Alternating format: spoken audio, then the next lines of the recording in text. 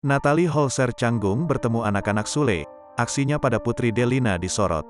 Artis Natalie Holzer kembali bertemu dengan mantan anak sambungnya di acara ulang tahun Sule, Selasa, tanggal 15 November tahun 2022. Namun tingkah Natalie Holzer saat bertemu dengan keempat anak Sule disorot, terutama dengan Putri Delina. Saat datang di acara ulang tahun Sule, Natalie Holzer membawa putra sulungnya Atzam Adriansyah Sutisna. Setelah Atzam digendong oleh Sule, Natalie Holzer berjalan di belakang Sule masuk ke dalam restoran.